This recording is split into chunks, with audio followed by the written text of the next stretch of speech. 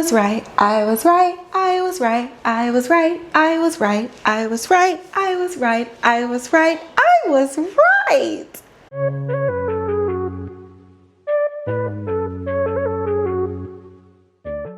What is up, and welcome back to another episode of So There's That. I am your hostess, doing the mostest, Kivanchi, and we here, y'all. We here. We queer. And I don't know that Josh is gonna get used to it, babes. Brilliant Minds, season 2, episode 14, The Invisible Man. The director is Holly Dale. We're gonna get in. Did I put notes in my direction? Notes in my direction. Did I put direction in my notes? It's at the top of the page. The cinematographer is Claudine Sauve. So first of all, I'm gonna be so real when I say this so far, and I don't know that I've said this before. Oh my God. Okay. Oh my God, there's been so many good directed episodes. I will say, like, the direction of this episode, along with like the cinematography, whatever that conversation was, to film the episode the way that they did in this opening sequence is incredible. Literally brought film, like a movie theater shot, to set.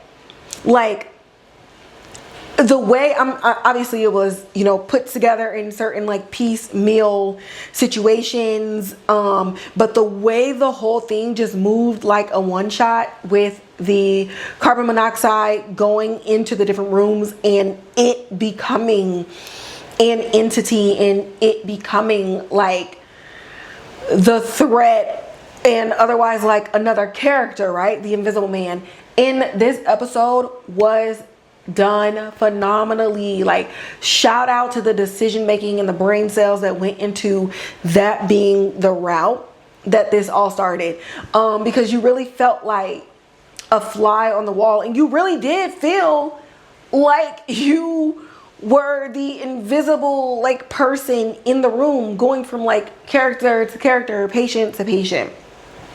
Insane. Shout out to y'all. Had to give you your 10s right off the bat. Like, crazy. So obviously this episode, we are heavily impacted by carbon monoxide poisoning, which was caused because what's my man's name?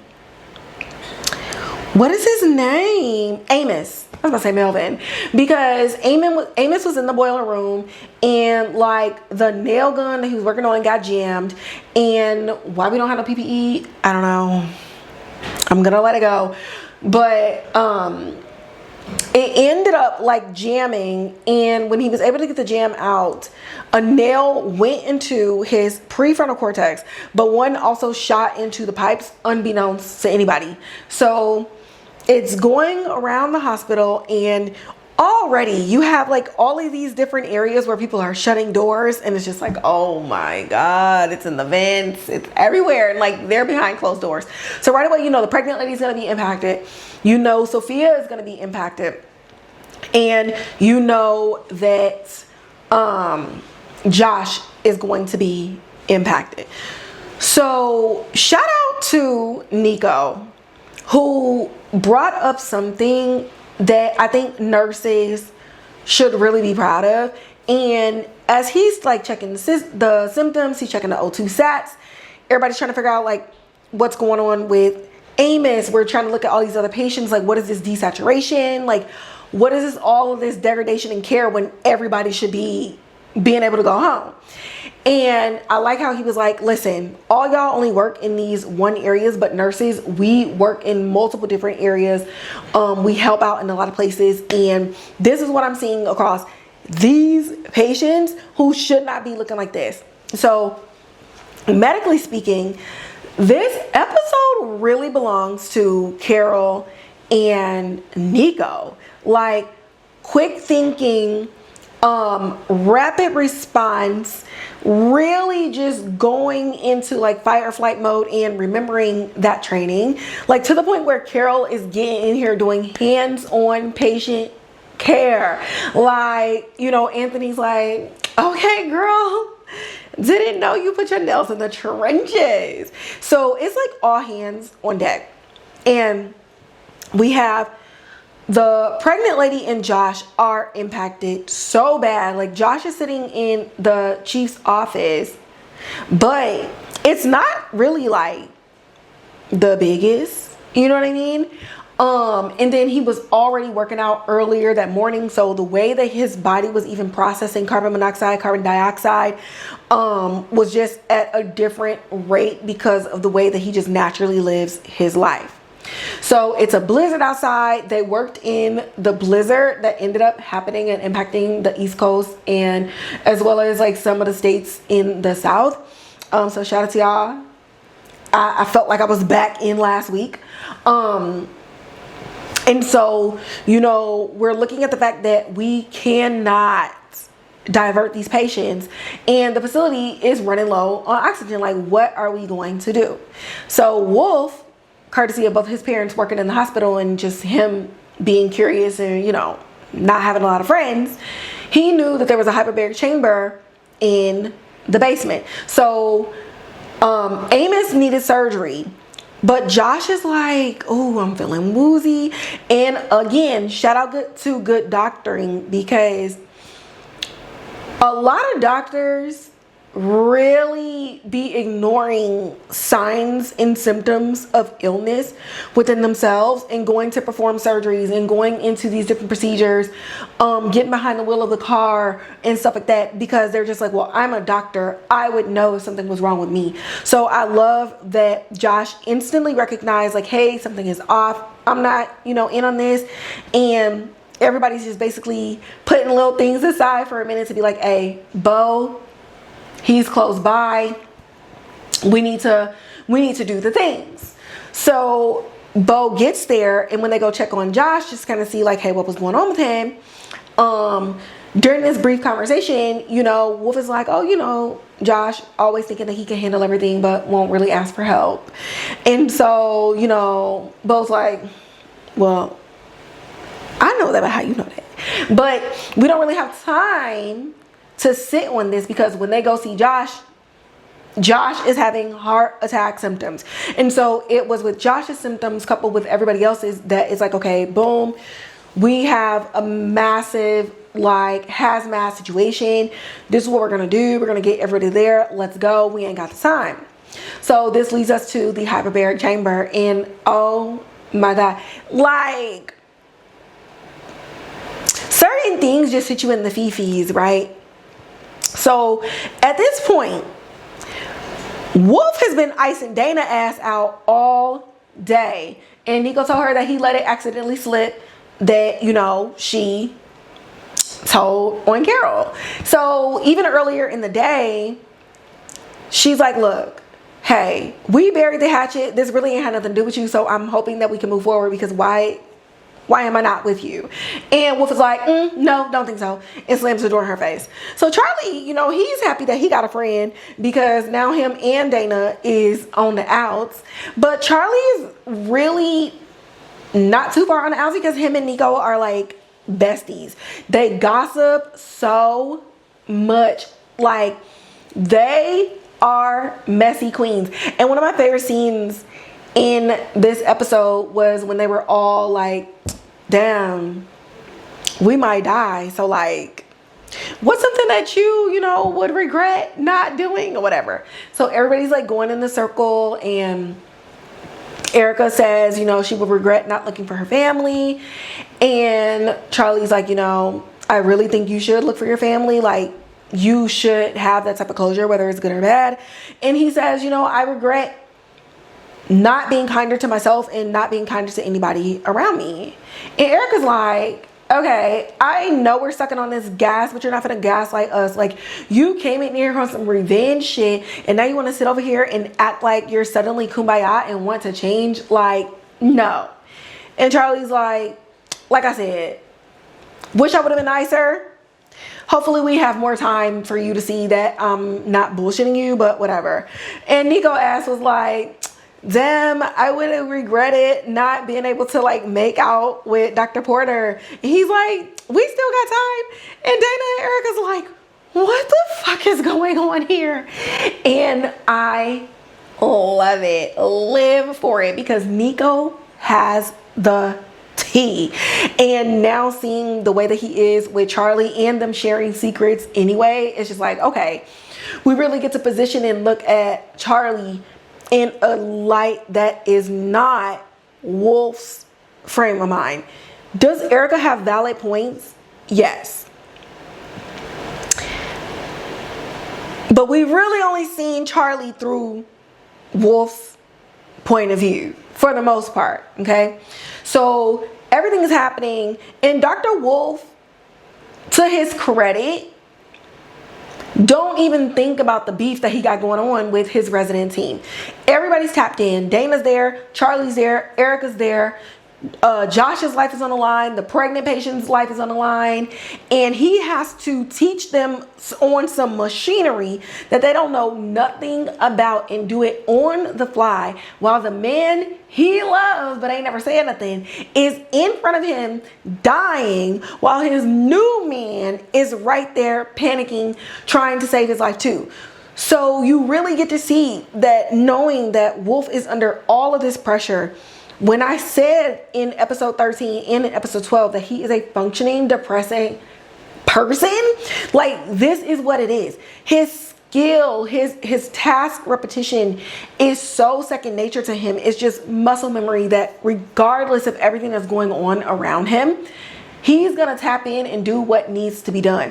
And even then, you know, Charlie's listening. Dana didn't really have no beef with him, so it's very easy for her to jump in and, you know, give off her ideas, take the orders, do the things that she needs to do.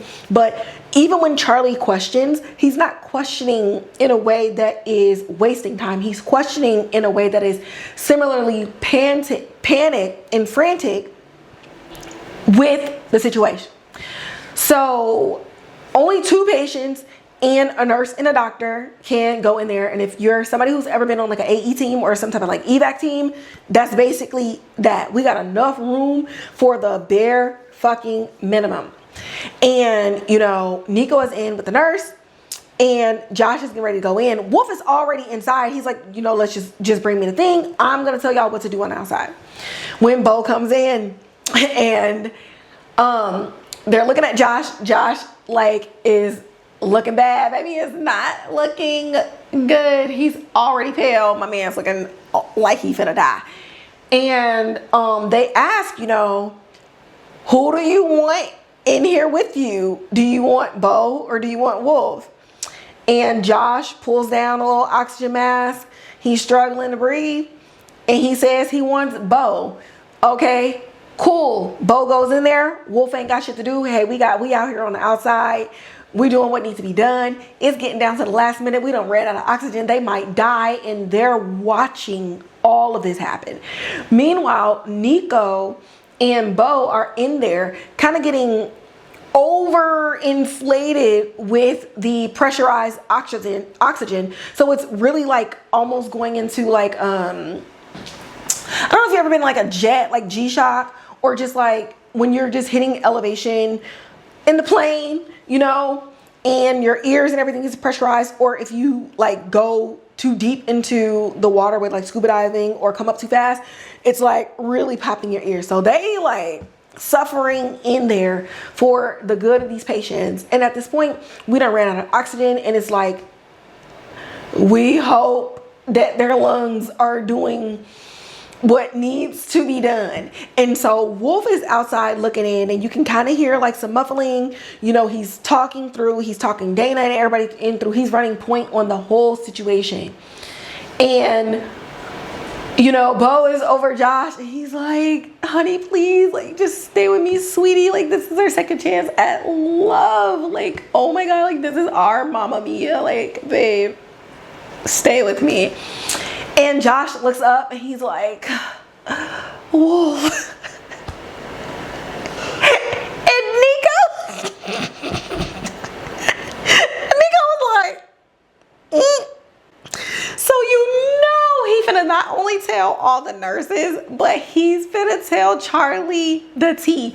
And honestly, I really hope on next episode that Nico also tells Dana and Ericka, because this could be the thing that brings Charlie and them together. Like, it ain't nothing like some good gossip that gets you down like the story of gossip and like the worst gossip you ever heard, the worst gossip you ever spread, and you really get to connect and be like, wow, like we all have had our moments of like not being shit, but also we like mess too. So, you know, maybe we can find some common ground, because he's not letting this go.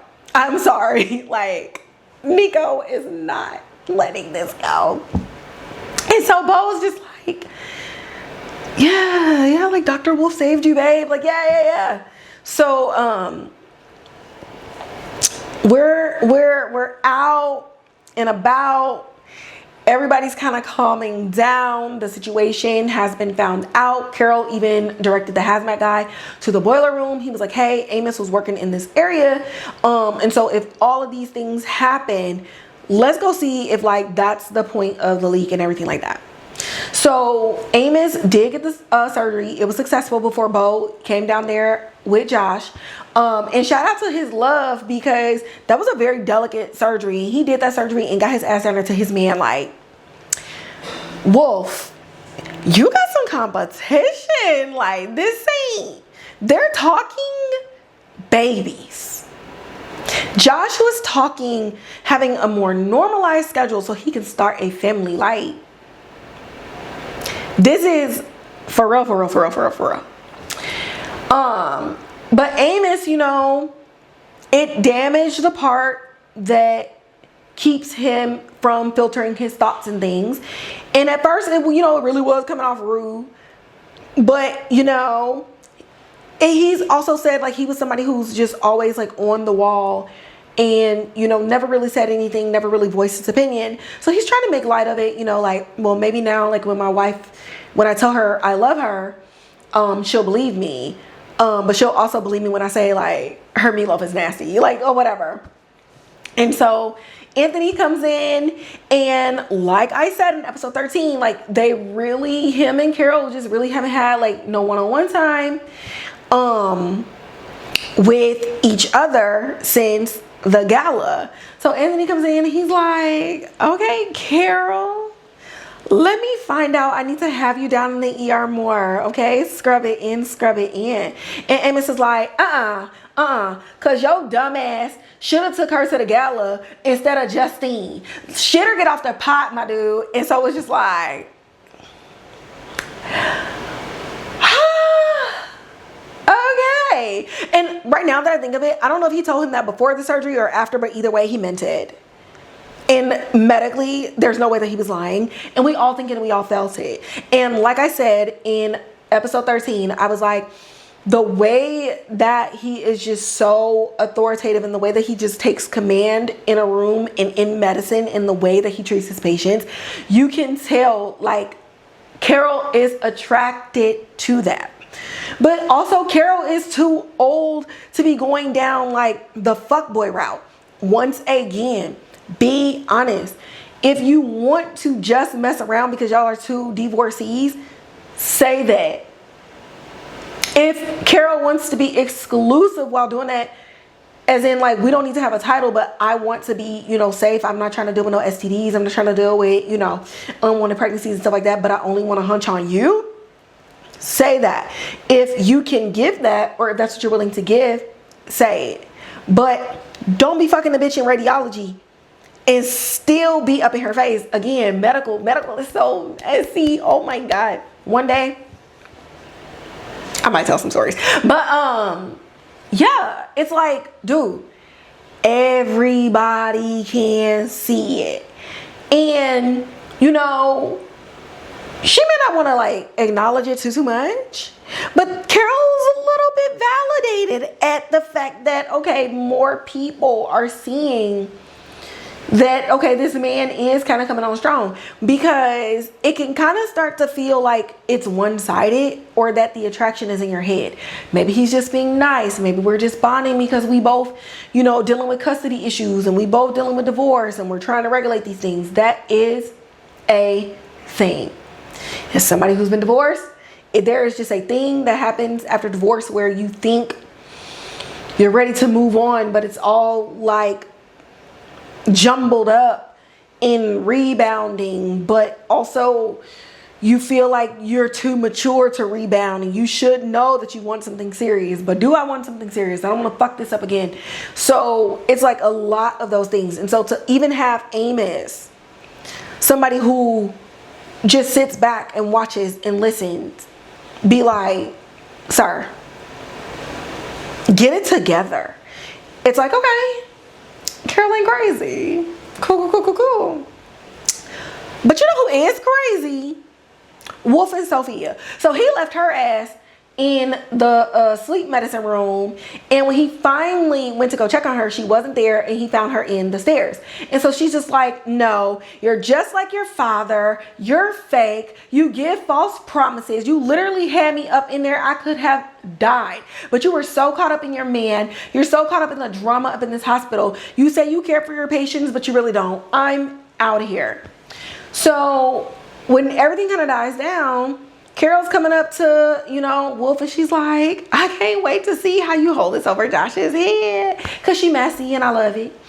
And Wolf is just not in the mood. And so she's like, oh my God, friend, what is going on?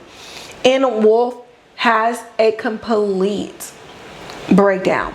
He finally tells her about Sofia, about how he found her, where he found her, how he was supposed to be treating her, and he neglected her because his mind and his feelings is just overwhelmed by the Josh of it all, the Bo of it all, his dad, and Carol. And Carol's like, babe, we have been friends for way too long for you to think that we got beef. And clearly he's referencing the Dana situation, but it's like he's so overwhelmed that even the tiniest fight with the one person who you can count on will feel like a mountain when it's really a molehill, right? And so she's like, just calm down, baby. Just calm down. I'm gonna look into it. You said she was okay, right? He was like, yeah, but that's not the point. And she was like, well, you know, like, it's a miracle that she's okay, because Josh almost died. And Wolf is like, no, like, that's not even the thing. Like, I'm losing myself. I'm losing my grip. I really need to get my life in order. Like, oh my God, like, I need to get the things. So she's like, okay, babes, you rest. Go home. I'm gonna get some Chinese. I'm gonna get the vodka. We're gonna turn up a little bit like we did in the old days, and we're gonna cry it out. We need a purge. We haven't had a bestie purge in ages, okay?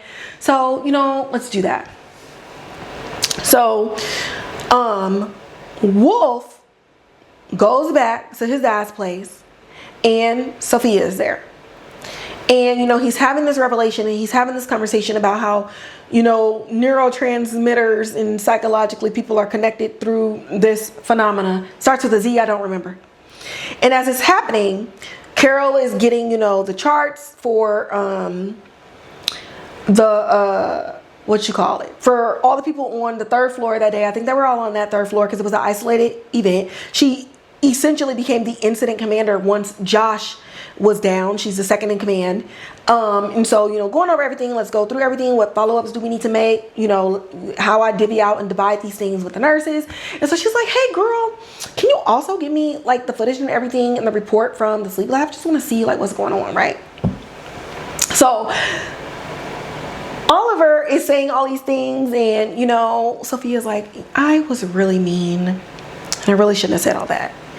But I get what you're talking about. Like, yeah, we're connected through your dad. And she's like, you know what? Like, you're angry. And I get how all of these things clouded and you almost killed me. So let's have a rage party. And so she hands him a bat. All of this stuff is happening. And Carol is fast forward in the sleep lab. And then we finally see the door open. And Wolf comes in there. And he lays down in the bed. Then his phone goes off. He gets out of the room. Fast forward, and Carol's like, where the fuck? What is going on? The guy comes in. He checks the CO2 meter. He checks the CO meter. He leaves. Going. So as Wolf takes the bat, Carol is gone through this footage backwards and forwards, and backwards. And it's like, fuck is Sofia? So guys, there's that. And I was right. Let me take a drink for that.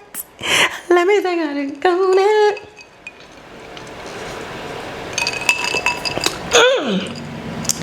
It feels so good, so good, so good.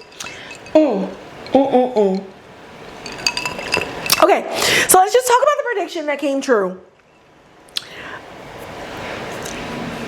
Givenchy once said, Sofia is not real. Givenchy once said that Sofia came because when Wolf went to that house, he saw something that he could not deal with and manifested this girl so that he's now living two separate realities. Both of those things came true. The only thing we don't know yet is the third thing that I said, and it's that when he went into that house, he found his dad dead, and that body is upstairs where Sofia allegedly lives. What did I say? Now you might be wondering, Givenchy, like how did you even like come to this conclusion? Let's talk about it.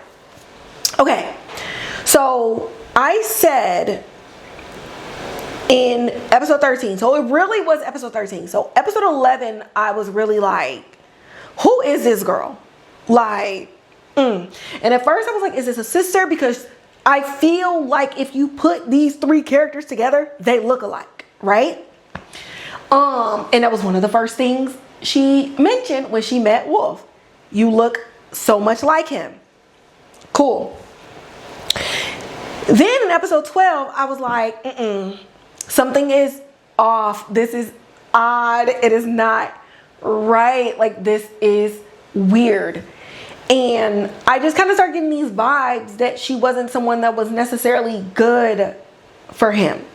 He's now starting to isolate from his real friends and go into this girl even more. You can see like the excitement that he has when he comes home to her, but he's not pouring this excitement into any of the things that actually makes him happy. Now, I've said this to people before that I've mentored, and you know, I tell them all the time, you're gonna have so many moments in your life where the thing, the hobby, the book, the whatever that helps you release any stress, helps you get through any like just bad thoughts and stuff like that, after a while they will fail you.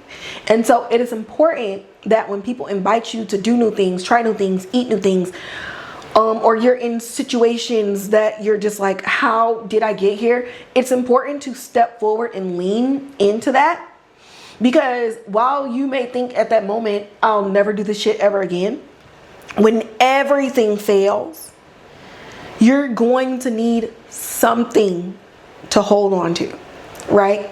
In addition to a human support system, right?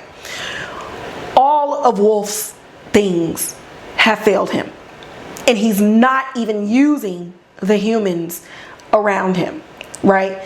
And so when they fail and you have nothing, one tends to lean on things that are destructive, and they start off minor, ends up being the worst thing there. So in episode 12, I'm just like, he's attaching too easily to a stranger. This is weird, right? It's like stranger danger, stranger danger. This is all the things going on in my head. Episode 13, this was really the kicker. Now, my friend, she be getting mad because she says that I watch stuff like a writer and like a filmmaker, and that I be clocking shit in like episode 2 that shows up in like episode 14 or something. And I can't help it. I think the first time this ever even happened, accidentally this happened. I was a kid when The Sixth Sense came out, and watching the movie. I like the movie. In my mind, it's one of the more, I think, when I think about like a drama, like a serious drama movie that I saw, I think this one was it. And I was watching like The Exorcist. I stayed watching Def Comedy Jam. Was I supposed to be watching any of these things? No, but hello, the 90s. And I remember watching and getting the explanation of like the little boy. He's like, you know, sometimes they don't even know that they're dead, blah, blah, blah. And I was watching it, and my auntie was doing my hair. She was braiding my hair. And I was like, what if he's dead? And she was like, girl, you don't know what you're talking about, blah, blah. And I was just like, well, he just said they don't know if they dead. So what if he's talking to a dead person the whole time? Turns out Bruce Willis was dead. So, and I say that was by accident because I think I was just like thinking like, well, maybe this boy is just talking to a dead person this whole movie, right? And fast forward to now, even when I read, I'm like, gotta put it together. And it's not necessarily to like a you gotcha, the writers or anything like that. I genuinely enjoy being inside the words and living in the brain, in the stories that come up. Like, it's so exciting, right? So all that to say, getting back to episode 13, when I said, when he was walking with Sofia, and I was like, instantly at the beginning of the episode, when I saw that, that's when I was like, she's not real. Because the framing of it reminded me of the episode in season 1, the lady who had that brain tumor, and she was seeing people in inanimate objects. More than that, visually, the way the camera was situated with Wolf and Sofia, that entire episode, it was either angled like from the down position, so the camera is like slightly up, so that when you saw them, because Wolf is taller than her, you would only see him and then like the space at the top of her head. So they weren't showing people behind them walking for real in the frame of their conversation. Then what sold it was when Josh came to the office and he was like, oh, I didn't mean to interrupt your work. He didn't say I didn't mean to interrupt you with a patient. And if you look, like I said, when Wolf was like, can you see him with a patient, blah, blah, Josh entered that room and exited that room and never acknowledged that anybody else was there in the first place. That is not the type of doctor that he is. At all. At all. So then at the bar, in the last episode, at the bar, every time they were angling it from getting Wolf's close up and then getting Sophia's close up, it was always like at this diagonal framing. And then even the people at the dance club around them, they're just kind of like away. So you're looking at like a depth of field, right? They're kind of blurry or whatever. And I said, like, the way that he's talking and the way that he's positioned at the bar, the bartender could easily think that he was talking to them like drunk people do. So it was literally like the framing of all of it. So of course, in episode 13, when we got the 1 week later and he's wandering around and he goes into the room and she was like, you know, I knew you would find me or whatever. He's like, I'm here to break you out. And it just was like, he ain't breaking nobody out. It's him. He's Leonardo DiCaprio. He did it. He's in the Shutter Island. You're not getting out. And what happens in this episode? My man's has created an entire other person. Now, getting back to the look-alike of it all. Sarah Steele, if you had to put her next to the actor that plays Wolf's father, I could not remember his name. I just know Criminal Minds. My bad. I'm so sorry.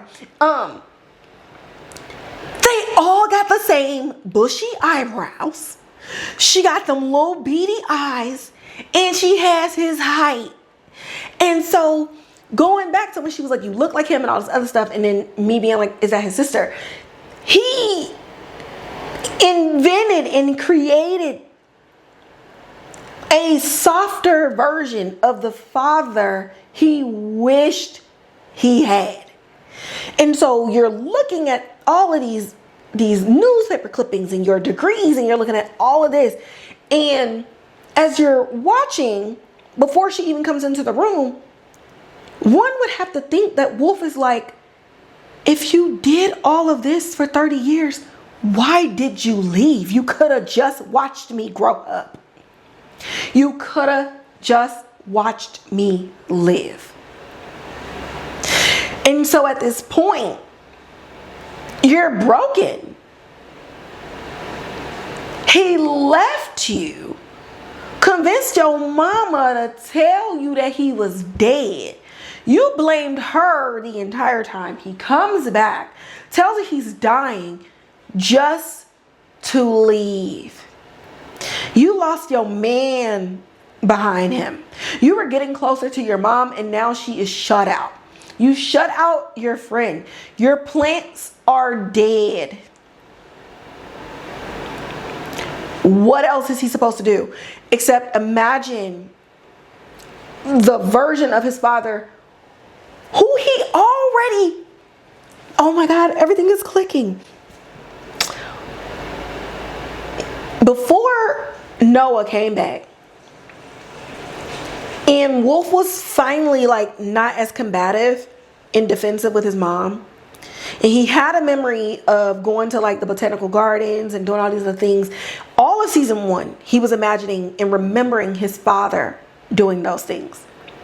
And every time he imagined his mom, she was given like a harsh lesson or, you know, a medical lesson. She was cold, she was distant, she was all these other things. And every soft memory was with his dad. Until a case, how they did the shot, the case had him go back into a memory, and where it was his father, it shook, and he realized it was his mom. And he goes to Muriel and he goes, "It was you all along." And he was like, "Why didn't you tell me?" And she was like, "I just thought it was best to allow you to create your own memories and hold on to the pieces of your father that made you feel safest. And if that meant I had to be your enemy in order for you to mentally and emotionally reconcile with the trauma, then I was going to be the bad guy." So he already has a propensity for creating false narratives. Boom. Here we are. Muriel, I see what you was trying to do, and you did the best that you could do given the circumstances, because Noah didn't leave you a choice either. He shit on all of y'all's lives. And while you were wanting to help him through the bipolar, through everything that was going on, he left you with a traumatized child and your own traumatic feelings. And then it hurt so much that even the times that you wanted to be and you were soft with your own child, he could never connect you with it because he blamed you the whole time. Now look at him. Now look at him. Oh my God, y'all, they told us this was coming. I need to find some time. I literally do all this by myself, so I don't know when I'm going to find the time. I need to find some time and make a playlist of like every episode that threads together the fact that Wolf was losing his mind. And it starts with the Halloween episode, The Doctor's Graveyard. It starts there. I'm gonna go back a couple, and I'm gonna find a couple of episodes in season 1. I didn't do a recap in season 1 because I don't know, I'm very protective of the show, and I was just like, if anybody talks about this show, like, I'm gonna beat their ass. But it's too good not to share, you know what I'm saying? But be cool on my people. I love them. But anyways, so I'm gonna try to like connect all the episodes that kind of show you like how Wolf, all the signs that show that Wolf had this in him already, and the things that led to like the final fracture that got us here. And it's so good because they really got us out here thinking that Amelia is the bad guy. Now, again, she might be stealing from these people. Okay, because Carol was kind of clocking something. But when I mentioned earlier that we've only really seen Charlie through Wolf's lens, is Charlie that bad? Or was he only a dick to Wolf? Does Wolf only have this negative relationship with Charlie and everybody else has a completely different view of him? And so have we, the audience, been tricked into thinking of Dr. Porter the way that Wolf thinks of him, because Wolf has already started devolving when these things started to happen? And like I said, Ericka got points, but it's not enough to how Wolf treats Charlie at all. Y'all, this is crazy. And we have a full season. Like, I'm so excited. We need a season 3 announcement. I need it in 6 weeks. I need it in 6 weeks, y'all. Like, I need it. The cast, the chemistry, the behind the scenes. When I tell you, Tamberla, Al Calderon, Brian Altemus are carrying promo for this show, but featuring Teddy Sears, featuring Zachary, and just having fun and just really showing you the amount of love and the amount of care that is in this show, really bringing the audience, you know, behind the scenes and with them in the trailers, you know, with the costuming, with the hair and the makeup and, you know, all of these other things. And, you know, even Tamberla shared like her and Zachary going over the last episode where he burst into her office, but he didn't shut the door. But then she went to go shut the door and he was like, well, why wouldn't I shut the door? And she was like, I know, why wouldn't you shut the door? And they're just like, oh. And so you're really getting to see behind the scenes of how they work through these things and how it finally comes to light when we see it. Oh my God, like this season is just so good. And the pacing in which they've gone, I don't want to say ridiculous, it's not ridiculous at all. It's like they didn't just go from like, we're a serious procedural medical drama to like, oh my God, frogs coming out of the sky falling down people's throats, like 911. Like they didn't just do like this crazy jump. They slowly started expanding the creativity of the cases and of the characters' backgrounds through psychological means rooted in real science. And so it feels like, what the hell? Like, oh my God, like y'all taking it there. But if you look at all of season 2, it's like, this is the path that we're on. And the cinematography and the directing coupled with the writing, exquisite. Like they are in their bag. They're communicating, they're trusting each other. The actors are trusting the text. They're trusting the vision. Like, just, it's so dope. I can't even speak more of it. Let's move on. The last thought, and these are just quotes from the actual episode for tonight, is when Wolf told Sofia before the carbon monoxide incident, I'm not my father, I don't abandon my patients. And then the fight, you abandoned me to go chase after your ex. And so you really get to see a part of the battle that he's dealing with himself and his own decision making. So it's not just Noah, it's not just Josh, it's not just Carol. It's he don't trust himself anymore. And again, that trigger, Charlie's mama.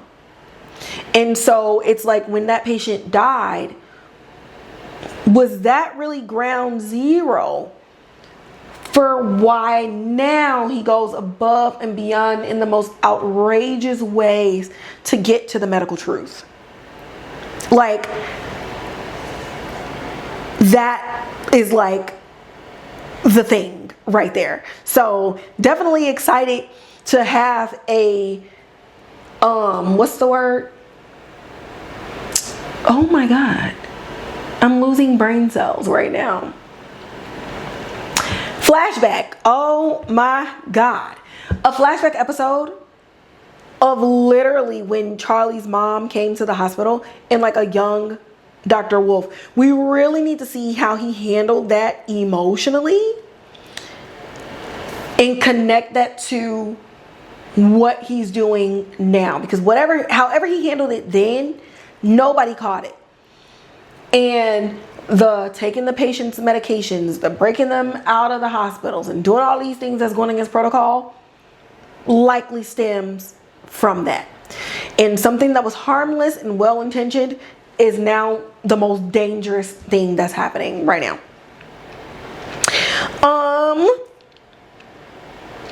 I love that Amos called Carol a classy broad with a nice ass. Carol. Team Carol being written into the script.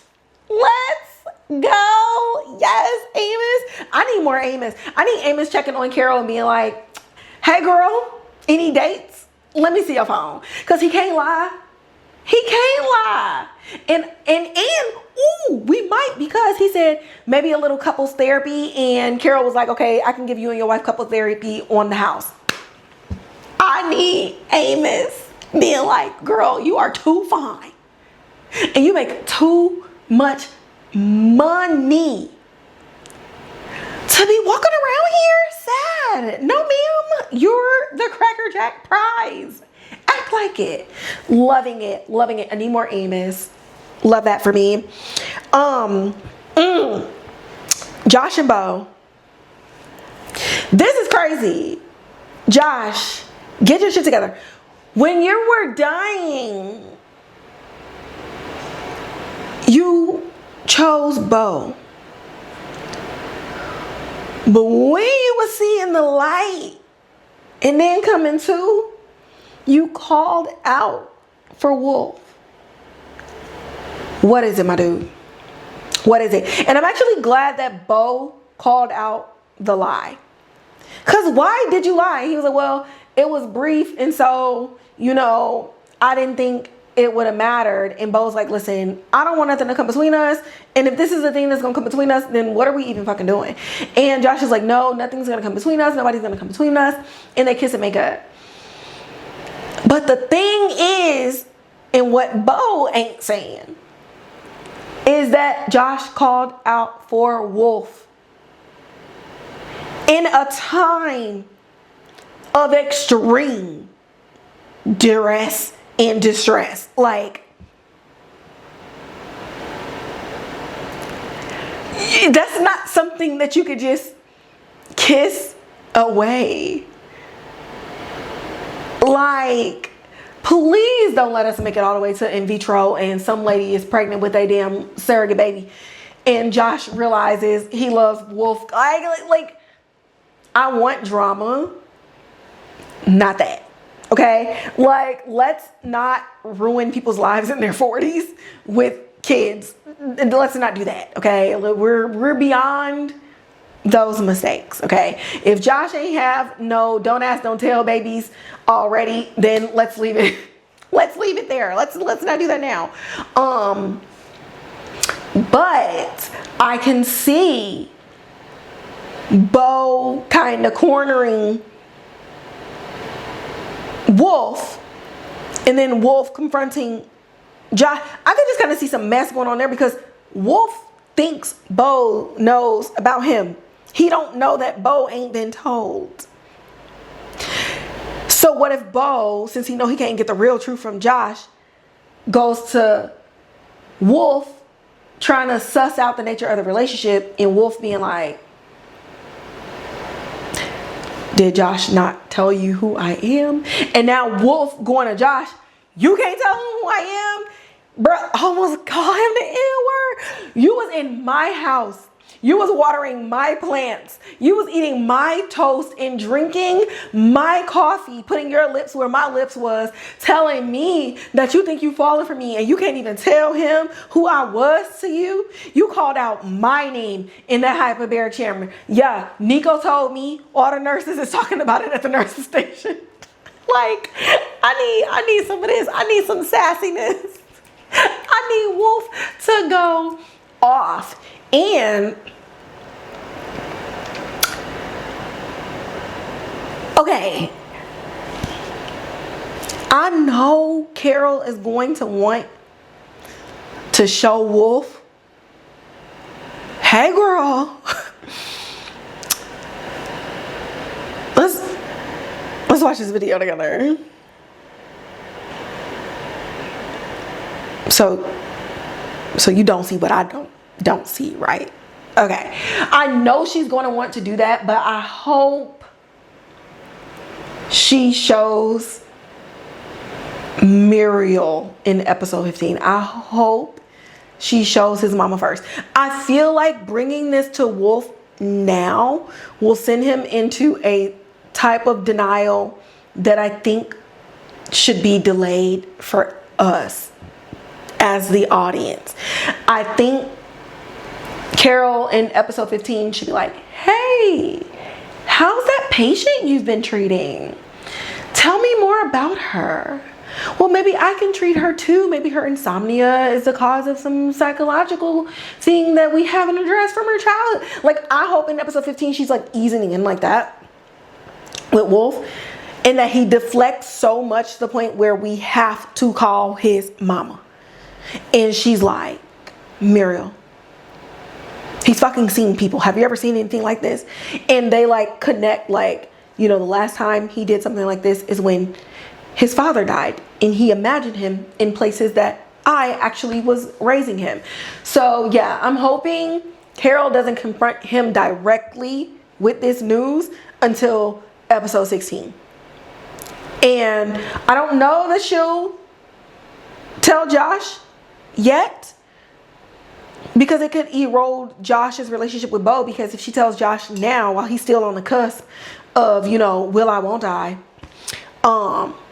it could jeopardize his relationship with Bo if he drops everything with Bo to make sure that Wolf is good. So yeah, when all else fails, call that man mama. Call his mama. Because I mean, obviously he's still going to be in the mental institution, but we need Dr. Muriel Landon in episode 16. But I need her at the end of episode 15 with Carol being like, girl, I think something wrong with your son. And yeah, guys, I'm gonna end it there. Putting my crown on. My witchy powers are out and about. You know what I'm saying? And we'll see if they pop up in episode 15 and 16. Y'all know me. I'm looking at the plot. I'm looking at the analyses. I'm looking at all of the little nuggets and the little crumbs, okay? And we're making bold claims over here on this channel. We're not just recapping. We're not just saying that the episode was good. Hell no. We are having an immersive experience over here on So There's That over here on this couch, okay? And I'm going to bring y'all in to my brain as I blue skidoo into these episodes and try to figure out what they trying to tell us, okay? And if you would like for me to keep doing that, like, share, subscribe, hit that notification bell, leave comments in the comments box below. Did you guess it? Tell me. If you got people that only want to listen, make sure you share the Spotify and the Apple Podcast link. You can also find me on Instagram at So There's That Podcast, where I post film and TV news and updates. I also post my articles there as well, but you can find my articles at www.sothere'sthatpodcast.com. If you can't remember the link, it's in my bio on Instagram. It'll be in my bio. It'll be my description box below. Too many things. You can also find me on Twitter at Kivanchi. That's my main page. I'm talking about everything under the entertainment sun. And you can find the podcast page at Pod So There's That. like I said, I mean, you can still find me on TikTok at Keep On Chi, but like I'm in and out. Some things are going on over there. Don't know what's happening. And you know, things are just up in the air these days. You know, the energy is just not the same, and these TikTok guidelines is looking a little sketch, okay? But you can always look at my old stuff there. I did just put up a Bridgerton season 4 part 1 little thing, and I also wrote an article about Violet Bridgerton specifically. So again, I'm putting out the content in all of the different places, y'all. Like, whatever you need, I got you. I got you.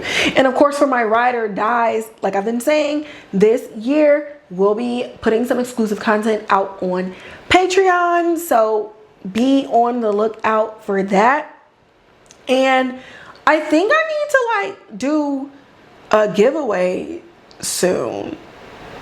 Like, there's so many of y'all now, I don't even know what's happening. So I'm gonna come up with something, and I'm gonna try to do it within the next 30 days. So we'll see, we'll see.